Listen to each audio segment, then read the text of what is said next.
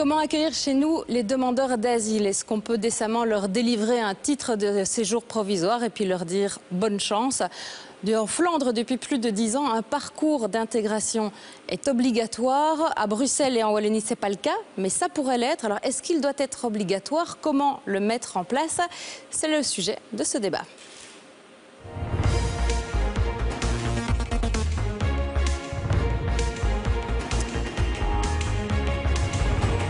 Merci d'être avec nous. Bienvenue sur ce plateau. On va parler migration, réfugiés, on va parler accueil et parcours d'intégration. Mais tout d'abord, peut-être quelques commentaires sur l'actualité. Vous avez tous entendu les déclarations de Theo Franken. On a beaucoup parlé de tout ça. Celle de Alexander De Croo estimait, disait-il, si j'étais bourgmestre, je ne tolérerais pas qu'il y ait s'il y a une alternative, que des gens restent dans un parc public avec à la fois ce qui est considéré comme un camping, un marché, presque un festival de musique.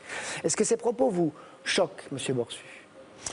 Écoutez, on sait que dans ce dossier, il y a eu un certain nombre d'expressions maladroites. C'en est une? Avec des termes qui ont dépassé ce qui est le cadre politique de l'action du gouvernement. Le cadre politique de l'action du gouvernement, c'est de répondre à une crise, vraiment une situation dramatique que vivent l'immense majorité des gens qui rejoignent notre territoire. Je voudrais décoder bien plus clair. Est-ce que la déclaration de M. De Croo est maladroite? Ce que M. De Croo disait pour l'essentiel, c'est qu'il souhaitait plaider pour une évacuation progressive du parc Maximilien. Et à cet égard, on le sait, des travaux sont en cours actuellement. Il y a une rencontre entre le Premier ministre et le Premier ministre pour progressivement, en concertation avec les associations, avec les autres intervenants qui sont sur le terrain. Ok, vous ne direz pas qu'il a fait comme M. Michel a dit de M. Franken, qu'il a fait une faute de communication. Je voudrais faire réagir M. Vervoort. On a entendu à la fois Mme Onkelings et M. Mayer sur ce dossier disant on ne va quand même pas se faire charger la troupe ou expulser les réfugiés avec des camions à pompe. Est-ce que cette expression du vice-premier ministre libéral flamand vous a choqué? Oui, parce que je pense que M. De Croo maîtrise parfaitement le français. Tout le monde sait bien ce que signifie faire évacuer. Comme bourgmestre, c'est quoi? C'est faire intervenir les forces de l'ordre. C'est très clair. Ça fait partie de ces phrases qui font qu'en fait, on brouille totalement le message au niveau du gouvernement fédéral. D'une part, on veut mener une politique, je dirais, d'accueil. Et puis d'autre part, il y a toutes ces déclarations qui instillent toujours ce sentiment que finalement, ces gens-là, on ne veut pas vraiment les recevoir. Ceci dit, dans ce dossier, moi, je me réjouis qu'enfin, on se mette autour d'une table pour trouver des solutions structurelles, qu'on sorte de ce petit jeu, c'est pas moi, c'est les autres. Par rapport au parc Maximilien, on sait pourquoi ces gens restent là. La raison première, c'est que comme on n'organise pas l'accueil dans le bâtiment qui est prévu à cet effet, ils ont l'idée qu'en réalité, ils vont perdre toute chance de pouvoir être accueillis. C'est ça qui se passe en réalité. Et c'est pour ça qu'ils restent dehors. Je voudrais faire réagir deux experts qui travaillent sur le terrain avec les réfugiés. Peut-être commencer par vous, Monsieur Montjoie. Cette situation-là, au parc Maximilien, en face de l'Office des étrangers, avec 250 personnes qu'on reçoit par jour et tous les autres qui doivent attendre dans l'attente, dans le sens propre et le sens figuré, c'est une erreur. Alors, je voudrais d'abord repréciser quelque chose. Donc, je représente ici les centres régionaux d'intégration, qui sont 8 sur l'ensemble de la région wallonne. Nous ne travaillons pas en ligne directe avec les réfugiés. Nous les recevrons après. Ultérieurement, dans un deuxième temps. Mais quand vous les voyez là, ceux qui sont là, ceux qui seront admis, viendront chez vous. Est-ce que la notion même d'accueil pose un problème en Belgique ? Alors, la notion d'accueil, non, il y a des structures qui existent et l'important, je crois, c'est qu'il faut vraiment maintenant travailler ensemble. On a ici un phénomène particulier qui était prévisible. La guerre en Syrie n'était quand même pas quelque chose d'inconnu. Et donc, il est vraiment important maintenant que tous s'y mettent au travail et qu'à tous les niveaux de pouvoir, que ce soit de la petite association locale de terrain jusqu'au ministre fédéral, il est vraiment important qu'on puisse travailler de manière forte et en collaboration. Malogué, pour le CIRE, Centre d'initiative et coordination des initiatives pour les réfugiés, vous dites quoi sur la situation actuelle, là, qui se passe sous nos yeux, avec des réfugiés qui sont dans une tente? La situation est dramatique et donc moi je condamne ces propos qui sont tenus parce qu'on fait croire que la responsabilité est sur les gens qui sont dans le parc. Les gens qui sont dans le parc ne sont pas demandeurs de rester dans le parc. Ce qu'ils demandent, c'est effectivement de rejoindre au plus vite le réseau d'accueil qui est organisé effectivement d'une manière... Au niveau régional. Voilà, donc je pense qu'il ne faut pas porter la responsabilité et dire que les gens sont dans le parc parce qu'ils ont choisi d'y être. Non, c'est parce qu'on ne leur a pas offert un accueil digne. Alors, notons bien qu'il y a donc maintenant une discussion au niveau des instances fédérales et des instances de la ville de Bruxelles et même régionales pour faire en sorte que progressivement, ceux qui sont dans le parc iront rejoindre d'autres lieux. On a beaucoup parlé de quotas cette semaine. Vous avez entendu ça, M. Borsu, les quotas. On va donc proposer à la Belgique de recevoir 4564 réfugiés là maintenant. S'il faut des quotas obligatoires pour l'Europe, est-ce qu'il faut aussi des quotas obligatoires pour répartir les réfugiés sur les territoires belges entre les communes? Donc le but tout d'abord au niveau européen était que la solidarité s'exerce, mais qu'elle soit partagée. On le sait, certains pays avaient une attitude, ou ont toujours aujourd'hui une attitude qui est totalement fermée par rapport à cela. Le but est que chacun puisse assumer sa part de solidarité. L'Europe, ça marche dans les deux sens. On en est bénéficiaire dans un certain nombre de cas. Et lorsqu'il y a des efforts à faire, on doit aussi assumer sa part. Les droits et les devoirs. Mais sur la Belgique, la question c'est est-ce qu'il faut, s'il y a des quotas en Europe, il faut des quotas également entre les communes belges. Et deuxième élément, nous travaillons effectivement en ce qui concerne alors l'accueil sur le territoire des personnes qui seront reconnues alors comme réfugiés, de manière à ce que cet accueil puisse s'organiser sur le territoire et qu'il puisse y avoir une forme de répartition. Forme de répartition. Ce n'est pas une répartition obligatoire, c'est une forme de répartition. Vous pensez bien que M. Franken ne voudra pas de réfugiés dans sa commune. On va terminer. Juste un petit mot, c'était bien. Regardez la cartographie de l'accueil aujourd'hui. Vous serez extrêmement étonné de voir combien un certain nombre de communes accueillent, en ce compris volontairement, des candidats réfugiés. Est-ce que vous pouvez expliquer à nos téléspectateurs qu'est-ce que ça veut dire quand vous dites une forme de répartition? Eh bien, ça veut dire deux choses. D'une part, je pense qu'on n'a pas intérêt à garder, et personne, et les populations concernées elles-mêmes n'ont pas intérêt à rester ensemble dans un endroit donné, dans une ville donnée, dans des quartiers donnés. Deuxième élément, on sait que ce type d'approche doit être mené en concertation, bien sûr, avec les villes, avec les communes, avec aussi les entités fédérées. Et quand je parle d'une forme de répartition, c'est effectivement un principe que nous mettons sur la table, mais que nous soumettons de façon ouverte à la concertation. Vous êtes ministre-président de la région bruxelloise. Est-ce qu'il faut une forme de répartition ou il faut une répartition obligatoire en Belgique des réfugiés qui sont arrivés là avec cette crise actuelle? Écoutez, si vous regardez la situation actuelle par rapport aux primo-arrivants, d'une manière générale, Bruxelles accueille à elle seule plus de primo-arrivants que la Flandre et la Wallonie. Ça, c'est la réalité aujourd'hui. Nonobstant cela, ce que moi je veux donner comme message, c'est que nous sommes évidemment disposés à accueillir des réfugiés dans le cadre, je dirais, du drame que nous vivons aujourd'hui. Mais ça doit se faire dans la clarté, dans la transparence, et que chacun prenne sa part. Nous sommes là pour répondre à ce défi, et je vais réunir l'ensemble, je vais coordonner ça avec l'ensemble des bourgmestres bruxellois. Nous mettrons à disposition des locaux adaptés, de qualité. Je le ferai aussi dans ma commune, à Evere, dont je suis le bourgmestre, parce que j'estime que c'est un devoir moral, même si ça ne plaît pas toujours. Mais je trouve que face à ce que nous vivons aujourd'hui, nous devons effectivement nous montrer tolérants, ouverts. Et c'est ça qu'on attend d'une démocratie comme la nôtre. Et Rudy Demotte qui disait qu'il ne faut pas mettre tous les réfugiés dans un bocal, c'est-à-dire dans une caserne à Tournai. C'est un discours qui a évolué. C'est ça la répartition. C'est ça la répartition. Bien sûr. Il faut donc qu'il y en ait un peu partout. Madame Gay, là-dessus, cette répartition doit-elle être obligatoire pour les réfugiés en Belgique, entre toutes les communes belges? Mais la répartition est prévue dans la loi, donc il faut effectivement, à un moment donné, si on n'arrive pas à faire face justement à l'accueil de manière générale et dans le réseau, il faut effectivement mettre en place un mécanisme qui est le plan de répartition, qui était déjà quelque chose qui était acquis dans les années précédentes. Donc il faudra effectivement pouvoir répartir sur toutes les communes un nombre de demandeurs d'asile, donc par le plan de répartition qui est prévu dans la loi.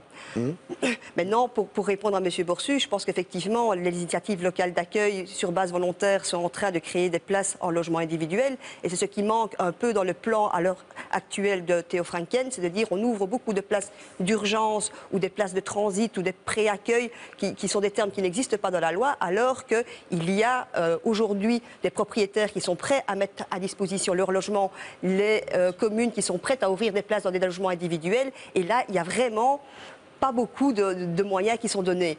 Donc Ok. il y a un manque des déséquilibre. moyens, et on va y venir, ces manques de moyens assez criants, surtout dans les réseaux d'accueil, on va le voir tout de suite. On va arriver sur le thème central, le parcours d'intégration. Alors une fois que les candidats sont arrivés, ils sont reconnus, mais il y a aussi les primo-arrivants via le regroupement familial. Disons pour nos téléspectateurs que 43% de la migration en Belgique concerne le regroupement familial. Et c'est donc pas ici le cas des candidats réfugiés. Mais une fois qu'ils sont là, il y a une situation ubuesque en Belgique. Un parcours d'intégration obligatoire en Flandre, il n'est pas obligatoire en Wallonie ni à Bruxelles. Comment ça marche? Est-ce qu'il n'y a pas un patchwork qui est mauvais pour la gestion des réfugiés reconnus? Ça, c'est votre avis qu'il est mauvais. C'est une question. C'est une question. Mais en quoi est-ce que c'est mauvais? Voilà, il y a un processus en Flandre, il y a une méthodologie en Flandre qui est l'Inburgering, il y a une méthodologie à Bruxelles et puis il y a une méthodologie en Wallonie. Trois systèmes, un pays qui cohabitent. Oui, et pourquoi pas? On n'est pas à un élément surréaliste. Et à Bruxelles cohabitent l'Inburgering flamand et le système. Oui, et en plus, ça fait en quoi est-ce que c'est l'important? 3,5. Oui. Eh ben, pour nous, ce qui est important, c'est d'accueillir ces personnes. C'est de leur donner les moyens de pouvoir apprendre le français, de pouvoir savoir vers quelle association aller, vers quelle structure aller, donc de pouvoir être orienté de manière pertinente et pour pouvoir démarrer ce parcours d'intégration. Et c'est ça qui est important. Et que ça se fasse d'une manière ou d'une autre, l'important, c'est que le parcours existe. Alors, seul l'accueil est obligatoire en Wallonie. Qu'en est-il à Bruxelles? Qu'en est-il en Flandre? Madame Gué, là-dessus, c'est quand même incroyable. On a 3 systèmes différents. L'accueil obligatoire, mais pas l'intégration. En Wallonie et à Bruxelles? Mais effectivement, il y a une différence entre les 3 régions, mais c'est la réalité belge, je pense, pas que dans ce domaine-ci. C'est un fait, la Belgique est complexe et compliquée. Donc pour un réfugié, effectivement, qui arrive, c'est difficile de s'y retrouver. Mais c'est l'objectif, effectivement, de ces bureaux d'accueil, c'est de leur donner les informations, de savoir comment fonctionne la Belgique. C'est pas que pour les réfugiés, hein, pour tous les Belges, il est parfois Aussi. difficile de s'y retrouver, y compris dans cette matière, Madame Gué. Tout à fait. Bien sûr. Alors, le MR, il rouspète, hein, vous rouspétez, vous dites on a perdu 10 ans. Parcours d'intégration pas obligatoire. Alors pourquoi on a perdu 10 ans et pourquoi le parcours n'est pas obligatoire? Écoutez, il y a vraiment une fracture politique. Hein. Le PS, le CDH et Écolo ne veulent pas d'un véritable parcours d'intégration. Depuis 10 ans, nous avons déposé des textes dans les parlements à cet égard et encore très récemment, notamment à Bruxelles. Est-ce que c'est pas en train de changer? Un parcours d'intégration, c'est quoi, à mes yeux? Un parcours d'intégration, c'est aussi un outil qui est mis à disposition des personnes concernées, qui permet d'une part d'acquérir, si on n'en dispose pas, de connaissances de la langue, d'une des langues du pays qui vous accueille, deuxièmement d'un certain nombre d'informations concernant les institutions, le fonctionnement du pays, et troisièmement d'une formation professionnelle si effectivement on ne dispose pas des outils pour pouvoir trouver sur le marché du travail une place, un emploi. Il est clair que sans ces outils et sans leur caractère obligatoire, on a un risque immense de voir une part importante de la population qui a rejoint notre territoire être et rester durablement à l'écart de notre société, à l'écart d'un certain nombre de devoirs. Et notre message au MR, il est assez clair. Je vais dire, être accueilli, c'est légitime lorsqu'on est confronté à des situations et à des atrocités comme celles qu'on connaît aujourd'hui dans les pays en guerre. Mais il est évident que ça implique un certain nombre de devoirs, d'efforts à réaliser. Et ne rien faire, d'ailleurs, on nous oppose régulièrement l'argument budgétaire en disant ça va coûter cher à la région. Il n'y a pas de sous. Ça va coûter. Il n'y a pas de sous. Je vois qu'on en utilise par ailleurs probablement de façon souvent moins heureuse. Mais ne rien faire coûte beaucoup plus cher. Ces personnes restent beaucoup plus durablement en dehors de la société, en dehors du marché du travail. C'est l'exclusion que vous dénoncez. Il y a vraiment un changement de mentalité, un changement d'approche à avoir, Monsieur que ce soit au niveau wallon ou que ce soit au niveau bruxellois. Pourquoi? Et d'ailleurs, je termine. On parle de parcours d'accueil en Wallonie et à Bruxelles. Nous parlons de parcours d'intégration. Il ne suffit pas d'accueillir, il faut, pour les personnes qui elles-mêmes refusent cette intégration, d'avoir une démarche qui, le cas échéant, de façon ultime, est contraignante si nécessaire. Merci, M. Boursu. Allez, pourquoi ce parcours d'intégration n'est-il pas obligatoire? Et je voudrais dire, deux questions subsidiaires, le mot intégration lui-même, est-ce qu'il vous plaît? Alors, je ne vais pas rentrer dans la mécanique, dans le mécano institutionnel, mais à Bruxelles coexistent déjà 2 systèmes. Donc, il y a l'Inburgering flamand qui, à Bruxelles, fonctionne sur base volontaire. Sur base volontaire, mais qui fonctionne plein pot. Ils sont chargés, évidemment. Ils sont débordés. Donc je dirais que le caractère obligatoire, il y a évidemment derrière ça l'idée que Il faut une payer. sanction. Voilà, pas une sanction, mais il faut faire un effort. Ces gens ne demandent pas mieux. Je veux dire, il faut bien vous rendre compte d'une chose, c'est que ces populations-là, elles n'aspirent qu'à une chose, c'est trouver un emploi. L'enjeu, il est aussi de type socio-économique. Alors pourquoi jusqu'à aujourd'hui on n'a jamais pensé mettre ça comme en Flandre, un parcours d'intégration obligatoire? À Bruxelles, on n'a pas attendu cette crise-ci. Dans notre accord de majorité post-élection 2015 figure l'introduction d'un caractère obligatoire dans le parcours. À condition qu'il y ait... À condition... Il n'y a rien de fait aujourd'hui. Attendez, à condition, parce que Bruxelles, c'est une complexité rare. Okay, mais là, il faut un accord. Attendez, il faut un accord avec la Flandre. Oui, puisque c'est pas les mêmes pouvoirs qui vont déclarer le caractère obligatoire. Là, c'est la région. On a compris que c'est le bazar institutionnel. Non, et c'est la région, avec la région flamande qu'il va falloir trouver un accord avec Mme Homans pour créer. Ça ne va pas être simple. Hein, on a vu ces déclarations pour créer, je dirais, un parcours qui soit le plus commun possible. Donc vous dites aujourd'hui oui au caractère obligatoire du parcours d'intégration. Oui. Attention, ça figure dans la majorité. Ça figure également dans le programme du gouvernement wallon, M. Montjoie. Par contre, il y a une condition. Il faut qu'il y ait des moyens budgétaires. Est-ce qu'ils sont là? Pour nous, en tant que centre régional d'intégration, la question, elle ne se pose pas sur l'obligation ou pas l'obligation. Et j'expliquerai juste après pourquoi. Le problème, il se situe à l'endroit de il faut soutenir financièrement, il faut donner des moyens structurels à des structures. Actuellement, dans l'ensemble de la région wallonne, et je connais moi mieux le terrain, la province du Brabant wallon, parce que c'est là que je travaille. C'est juste à côté de Bruxelles, donc on est... Exactement, on a énormément d'associations qui travaillent et... Je vais caricaturer un petit peu, mais qui travaillent avec des bouts de ficelle, qui font un excellent travail de formation au français, de formation à la citoyenneté, d'accompagnement socio-professionnel. Tout ce que le MR demande. Et ils le font, tout ça. Mais sans caractère obligatoire. Non, sans le caractère obligatoire. Mais je vais y venir. Et donc, ces associations, il faut les soutenir. Il faut les soutenir pour leur donner les moyens humains, les locaux, pour qu'ils puissent avoir un accueil de qualité à ces personnes. Aujourd'hui, il y en a pour une partie d'entre elles, en tout cas, c'est des bouts de ficelle. Et c'est la faute à qui? C'est la faute au gouvernement? Alors, je ne cherche pas ici de coupable. Il faut trouver les moyens. Alors, moi, je travaille et je suis soumis à un décret de la région wallonne. Donc, effectivement, mon ministre de tutelle est M. Maxime Prévost. Donc, si je dois renvoyer la question, c'est vers lui prioritairement que je vais le renvoyer. Mais, alors, je voulais quand même amener une information, parce qu'en tant que CRI, on doit aussi amener des centres régionaux d'intégration. Le CRI, c'est le centre régional d'intégration. Exactement. Oui. Et donc, il faut quand même bien se rendre compte que 90% des personnes que nous recevons en bilan social, que nous recevons en entretien social dans nos structures, 90% de ces personnes sont soit inscrites, soit demandent à être inscrites dans les cours de français. Et ça, il faut s'en rendre compte. Ça, c'est une réalité. Combien ne viennent pas? Alors, Madame Gay, vous avez un regard... Ceux qui viennent spontanément, bien sûr, mais combien ne viennent pas? C'est étonnant qu'en fait, le MR et le gouvernement, les gouvernements des entités fédérées, disent à peu près la même chose. Le parcours est vraiment le même. Le contenu, apprendre le français, faire un bilan social, des compétences, de la formation professionnelle, l'état de droit, l'égalité homme-femme, le cours de citoyenneté, on le fera à l'école, donc pourquoi pas avec les réfugiés. Et il n'y a pas de caractère obligatoire. Qu'est-ce qui gêne alors cette notion d'obligation? C'est le fait qu'il y a une sanction? C'est le fait qu'on ne peut pas considérer à sortir des droits à un contrat obligatoire? Moi, je pense vraiment que c'est un faux débat. Donc, de nouveau, je prends la réalité qui est celle de la Flandre et de Bruxelles et de la Wallonie. C'est que, les gens sont demandeurs de cet outil. Donc, il n'y a pas besoin de les obliger puisqu'ils y vont d'eux-mêmes. On regarde Limburgering en Flandre, 50% des gens qui suivent le parcours ne sont pas obligés de le suivre. Donc, c'est dans les catégories... Et ça marche. Et ça marche. Mais en Wallonie et à Bruxelles? Ça marche. Ça marche aussi, évidemment. Bonne et... La région wallonne, ça marche aussi. Et vous dites c'est n'importe quoi. Non, bonne fonctionne à Bruxelles. Je voudrais juste... alors je dis bonne, c'est le parcours d'intégration flamand sur base volontaire à Bruxelles. Je voudrais juste recadrer les choses. Tous les textes que nous avons déposés depuis 10 ans ont été rejetés par les majorités en place. Les moyens n'ont jamais été mobilisés.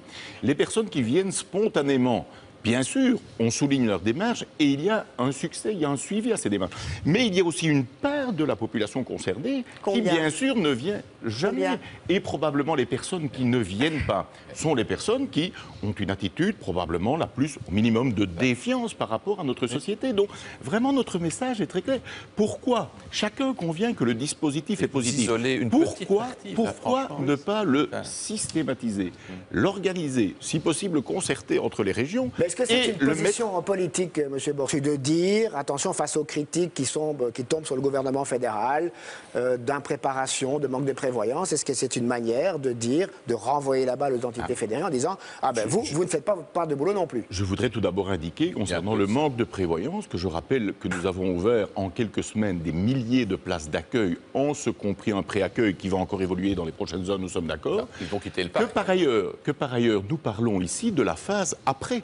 Nous parlons de la phase lorsque mais vous les dites que personnes... depuis 10 ans, vous demandez ce parcours obligatoire. Nous avons déposé une série de textes, chaque fois rejetés par l'ensemble des autres formations politiques. Ça donne C'est vrai l'idée ou que pas? rien ne se fait. Mais la cohésion sociale, c'est une compétence qui existe. Mais quand on ne donne pas les moyens budgétaires, M. Vervoort, à faire en sorte que la politique se mette en œuvre, est-ce que c'est une politique cohérente? Quels sont les moyens budgétaires chez vous pour l'intégration? On part de l'idée que la cohésion ne se fait pas. Or, les mécanismes, tout le tissu associatif bruxellois fonctionne et travaille déjà dans ce cadre-là. Avec assez d'argent? Il n'y a jamais assez d'argent. Il n'y a jamais assez d'argent. Ça, c'est vrai. On vit aujourd'hui une situation budgétaire et financière où on doit à chaque fois chercher comment attribuer le mieux possible les moyens dont on dispose. Par rapport au parcours d'accueil, ce qu'on a voulu faire, c'est simplement créer une politique en tant que telle. Mais croire que rien ne se fait, ça, c'est un mensonge, bien évidemment. Les migrations... En fait, la réalité, c'est quoi? C'est que la Belgique est une terre de migration depuis de nombreuses années. C'est son histoire, c'est son ADN. On l'assume difficilement, ça, c'est vrai. Mais c'est une réalité. Et donc, la Belgique, elle assimile...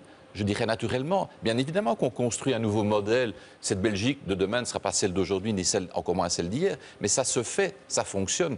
À part ça, évidemment... Il y a un petit jeu politique, alors, vous dites? Écoutez, en tout cas, dans la séquence qu'on a connue ici, c'est vrai que la réponse du MR par la voix de M. Chastel, quand on s'est rendu compte qu'il y avait un vrai problème par rapport à l'accueil de crise, c'est dit, oui, mais regardez, les régions, elles ne réalisent pas leur parcours. Madame Gay, vous êtes d'accord avec ça? Il y a un petit jeu politique autour de ces migrants qui n'est peut-être pas extrêmement digne de la situation. C'est pas l'honneur de la Belgique. Non, c'est clair. Il y a vraiment là un jeu politique qui déforce de toute façon le message qu'on peut envoyer. Est-ce que ce petit jeu politique se joue des deux côtés? Vous qui êtes au quotidien confronté à Oui, je pense que ça se joue et que c'est vraiment pas ça l'essentiel et qu'aujourd'hui, il faut se mettre autour de la table pour effectivement mettre en place cet outil qui est l'accueil des primos, mais qui ne commence pas non plus aujourd'hui. Des primo-arrivants. Des primo-arrivants. Je veux dire, le parcours d'intégration commence déjà à l'école, et vous l'avez signalé, avec les cours de citoyenneté, et puis il va se poursuivre dans ce qu'on appelle aujourd'hui le parcours d'accueil des primo-arrivants, mais il va se continuer, ça ne va pas s'arrêter. Et ça donne des résultats. Ceux qui suivent ces parcours en Flandre, ceux qui suivent ces parcours volontaires en Wallonie, ça donne des résultats. Est-ce qu'ils trouvent plus facilement du travail, M. Monjoie? Alors, ce qui se passe, c'est qu'on n'a pas le recul suffisant, nous, en Wallonie, pour voir le... Il n'y a pas d'outils pour mesurer l'efficacité. Non, c'est pas qu'il n'y a pas d'outils, c'est que le décret a été voté en 2014, en avril 2014, donc ce qui est extrêmement récent, que la première structure à laquelle les primo-arrivants s'adressent, c'est la commune, et que donc il y a une collaboration centre régional et commune qui doit se mettre en place, et les choses se mettent en place. Et toutes les communes n'ont pas encore leur contrat avec vous. Voilà, exactement. Donc c'est une convention. Voilà. Alors non, ça se met en place doucement, à un rythme que nous souhaiterions un peu plus rapide, mais n'empêche que ça se met en place doucement. Je note que vous souhaiteriez que ce rythme soit un peu plus rapide. Alors ça au niveau des communes. Et alors par contre, évidemment, on va mettre un processus d'évaluation en place. Il y a des outils, il y a un comité de coordination qui suit l'ensemble de ce parcours, qui rassemble les centres régionaux, l'IWEPS, les représentants du cabinet et de l'administration de la région wallonne, et on va évaluer effectivement ce parcours. Au jour d'aujourd'hui, on n'a pas le recul suffisant. Mais la Flandre, là, il y a plus de 90% des gens qui ont participé à ces parcours d'intégration qui sont satisfaits et beaucoup trouvent un travail après, même si la situation de l'emploi n'est pas exactement la même. Vous vouliez réagir, M. Borsu? Oui, je voudrais encore dire un petit mot. On parle évidemment de deux éléments différents. On parle de l'accueil humain, humanitaire de personnes gravement confrontées à des situations dramatiques de pays en guerre, etc. Et puis il y a le deuxième volet que nous abordons, c'est vraiment le regard qu'on porte sur l'intégration dans notre société d'un certain nombre de personnes d'origine étrangère. Avoir la vision angélique que j'entends autour de ce plateau, qui consiste à dire, grosso modo, les choses se passent bien, il n'y a pas de montée du communautarisme dans notre pays, il n'y a pas de difficultés. Si on continue avec un peu d'accueil, un peu d'associatif, un décret qui va encourager, ça va aller. Oui. Je ne partage pas ce constat et je ne partage pas l'analyse. Il y a vraiment une réaction à avoir. Si on veut assurer les fondamentaux de notre société, la question qui est posée ici, évidemment, c'est encore un autre débat, parce que même si vous faites on va pas pouvoir le faire maintenant. Obligatoire, ça ne garantit pas encore ce que M. Borsu vise et que je ne partage pas pleinement. Mais très rapidement, sans vision angélique, on n'est pas naïf, on n'est pas naïf, on n'est pas naïf, évidemment. On n'a pas de vision angélique. Mais c'est Merci. se dire effectivement que ces gens qui sont là aujourd'hui, pour la plupart, un grand nombre d'entre eux vont rester. Et donc il faut effectivement les amener à construire la société de demain. Ils seront toujours là. Et c'est Merci. ça qu'il faut réaliser. Merci beaucoup d'avoir participé à ce débat. On notera que vous considérez que les choses avancent et que vous trouvez, M. Borsu, qu'elles n'avancent pas assez vite. Hein. Bien, merci beaucoup. Je vous souhaite un bon temps de midi et on passe à la suite. On va parler encore intégration, vous allez voir. Merci.